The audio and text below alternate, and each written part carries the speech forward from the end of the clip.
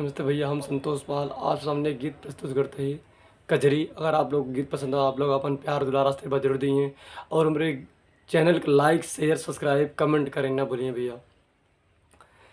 घेर ले माया के हो बजरिया, घेर ले माया के हो बजरिया, अब के गाए कजरिया ना। घेर ले माया के हो बजरिया, अब के गाए कजरिया ना।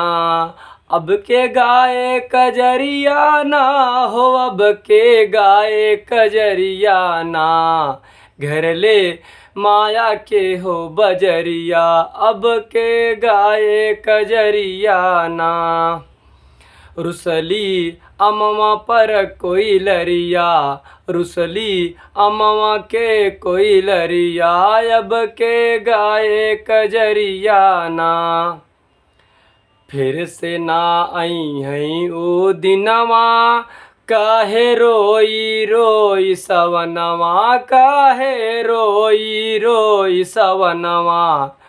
टूटली सरपत के हो रसरिया, टूटली सरपत के हो रसरिया, अब के गाए कजरिया ना। घेर ले माया के हो बजरिया, अब के गाए कजरिया ना।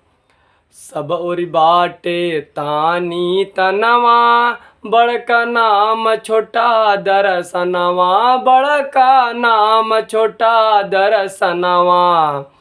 मन के नफरत में हो जहरिया, मन के नफरत के हो जहरिया, अब के गाए कजरिया ना। घेर ले माया के हो बजरिया, अब के गाए कजरिया ना।